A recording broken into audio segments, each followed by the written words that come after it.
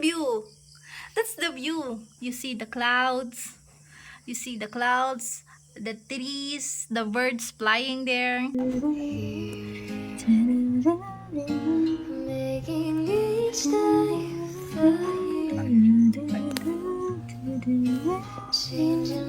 dito sa Bicol namin, libre lang yung mga fruits. Ayan, bayabas from backyard. Wow! Saan mo nakuha yun, boy? Ha? Ano naman?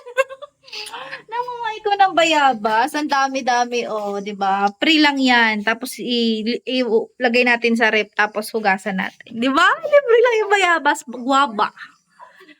Maraming libre dito, may guwaba. Wow! So, you will not hungry? Lalo na basta masipag ka. If you are not very special child, you will not hungry here. There's a lot of food to get. There's a lot of ulam there. Damo-damo ulam if you are eating damo. So like gulay-gulay, papaya. There's a lot of food talaga. Soon I will make a planting here in when I'm stable na here. I will plant. I have a lot of plano naman here. So soon I want to be planting. This is my dream talaga. This is my dream to have a bahay tapos and I will plant vegetable on my backyard. Yun lang talaga. Very simple lang ng dream ko kasi hindi ko hangad ng sosyalidad. Vlog-vlog lang ako tapos video-video lang, i-upload sa YouTube, memories, 'di ba? Sarap lang balikan ng mga memories na nagagawa natin. So, yun naman yung purpose ng pag-vlog ko talaga. Kaya kung babalikan ko, kumita, di wow. A half of pork. Ay, buy. We will make adobo-adobo here. It's a half. Ang mahal ng karne, Diyos ko, 420 ang kilo. Wala kang trabaho, so hindi mo afford ang 1 kilo kasi sobrang mahal. Kaya alam mo, sobrang hirap ng walang trabaho sa panahon ngayon po. Wash mo na ni mami yan, kinawash ko. O di ba, laki-laki ng guwabong. So, napaka-importante may trabaho ka talaga kasi ang hirap ng buhay. Imagine mo ito kalahati, 210. Siyempre, gusto mo naman masarap na ulam. Siyempre, kahit nasa bundok ka, siyempre, di ba ganun? Pero yun lang, nare-realize ko ang hirap ng buhay talaga ngayon. Kaya, swerte tayo kung ano meron tayo ngayon. Tapos yun, I will cook this adobo. So, I will show you guys with my background. I will clean first muna. So, nakakahiya naman sa inyo. So,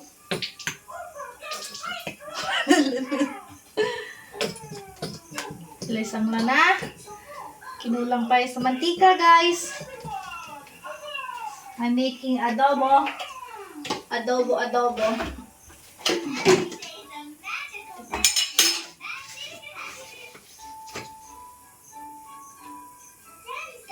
No budget na. Wala mantika. Pag mainit na yung kawali at saka mantika, ilalagay na syempre ang sibuyas. So, igigisa mo lang siya. At ayan ang view. Ganda, di ba? Kasi sa inyo, maganda dito magluto kasi yung view maganda. Kahit magluluto ka lang ng adobo, lalo na tuyo, masyado mas masarap. At hindi makakalimutan yung beweng. So, yan.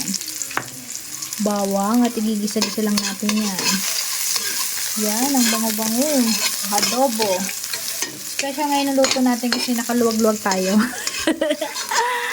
Adobo. And then, ayan yung view. Ang ganda, no? 9:09 pa lang. 9:30. Something 9:30. Ang ganda ng view. Ayan. Habang nagluluto ka ng adobo ngayon, o kanya, yan, tcharan, adobo. Then,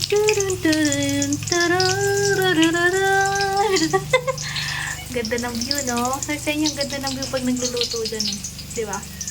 Ang ganda ng ulap. Look at the clouds. It's so very perfect while you're cooking. Diba? Yan ang purpose niyan. Why I should choose to have a window there. So, after nyan, habang nagigisa-gisa na siya, syempre, ilalagay natin ang ating main ingredients, the adobo. The adobo pork adobo. Yan. Ang sarap. Lasang adobo. Isasakuntsa mo lang yan dyan. Pork adobo. Yan. Look at The view. Yung view lang talaga eh. Yun talaga yung purpose natin dito, yung view. Diba? Ang ganda-ganda ng view.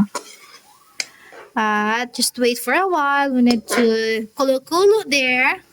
After their kulo-kulo, so they put something, toyo, okay? For the while, just enjoy the view. Enjoy the view. And also this view. That's the beautiful view. Ganda, no? Grabe. Maganda yan, no? Tapos pag nagbunga yung saging dyan, hingin natin. The banana tree. Yan. Look at the cloud. Ang ganda ng cloud. While you're cooking, di ba? Perfect. Yan. While waiting the pork adobo. I also finished cooking rice. Ta-da! The rice. Rice terraces. Yan. Mapaparami naman tayo ng kain kasi masarap ang ating ulam. This is my best recipe. Best recipe. Yan. The adobo. Grabe. It's kalahating kilo yan. 210 na yan. Grabe, no? Ang mahal ng bilihin. Diyos ko. Sobrang mahal ng bilihin. Napakahirap. Kumita ng pera. Pag gusto mo mag-ulam ng masarap, Diyos ko, ang hirap-hirap talaga. Ayan, at kumukulo-kulo na ang ating pork adobo. So, we need to ganyan-ganyan. Naubos ng aking English. My English is already done na. So, are you guys eating pork adobo? This is my best recipe. When I cooking adobo, it's yummy because with love. I make it with love. Well, I make it with love. Yan. Then, we need to put some soy sauce. This is the soy sauce. The toyo-toyo. Your jowang may toyo. You put your jowa here. The toyo. Make it madami. So, they will be yummy. Because, more toyo, more yummy. And especially, we need to put some paminta. After a while, you need to put the paminta. Ano ba sa English ang paminta? Paminta in English is pepper. Pepper. Yeah, pepper. And you put some laurel lips on angel. Laurel. That's the laurel. Even it's look not yummy, but it's yummy. When I'm already done cooking, I will taste it and you will eat. Yummy. Look at that. It looks so yummy. When the combination of the ricados and also the meat and the leaf and pepper, you need to put some magic syrup. Magic syrup. Baka naman. Yeah. This is the perfect adobo you will taste ever. And you will taste it, you will forget your name. And after boiling, after boiling, the toyo, we need to absorb the ingredients on the meat. So after that, we put some watery. Wait lang, I will get watery. Don't forget to put watery so they already absorb and the pork will getting juicy. Yeah, that's the perfect adobo you will taste ever. So just wait for the kulu-kulu. Then after the kulu-kulu, the watery will getting done. It will gone. So just wait for 10,000 years to get it ubus-ubus na, okay? So, that's it. After 10,000 years, the water is so madami pa rin. So, another 10,000 years, masarap siya when the looks so juicy na. For a while, let's do the something do. Yan, pork adobo.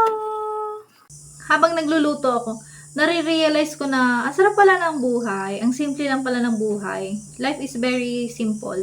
You need to be contented lang. So, kasi ang daming realidad na akala mo ang buhay ganito, ganyan, kailangan mo ng madaming pera, kailangan mo ng magandang bahay, pero hindi ang totoong realidad ng buhay ng tao, makontento ka kung anong meron ka. Be happy, and be proud to yourself what you have. Kasi, lahat naman binibigay ni Lord Yun, naiisip ko lang habang tumatanda ako, habang nare-realize ko, all we need will provided by God. Just trust Him lang. Ibibigay niya lahat. They will give what we already need. Not the most, but what we already need. Ganun ang buhay.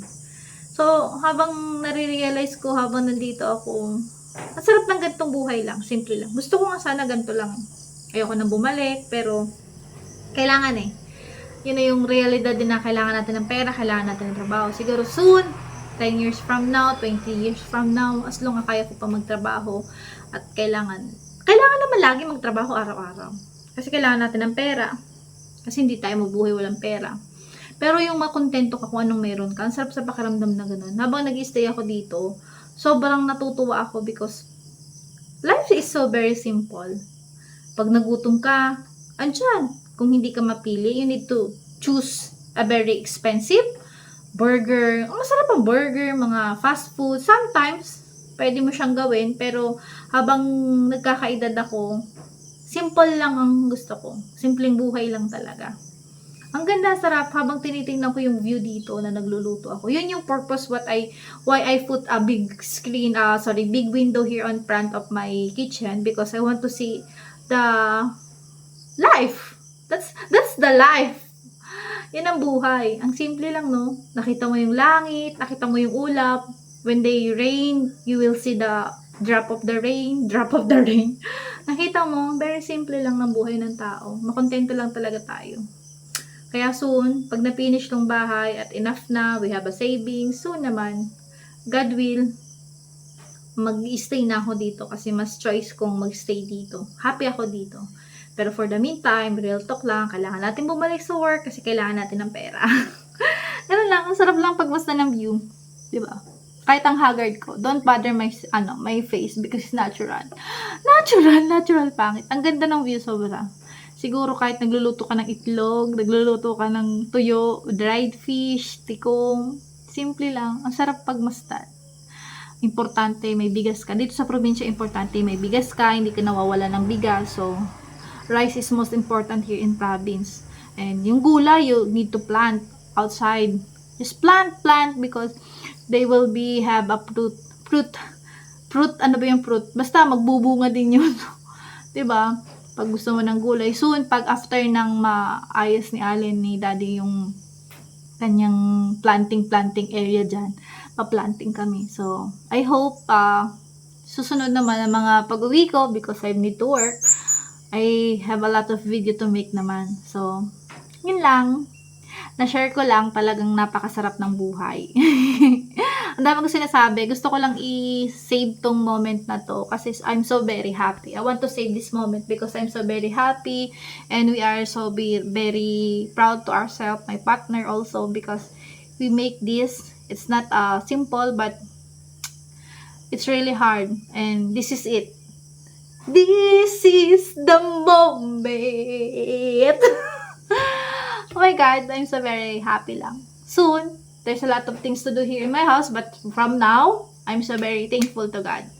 Especially to God. It will happen because of God. Thank you, Lord.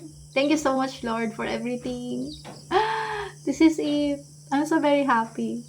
After the kulo-kulo, we need to put the patata so they will come more.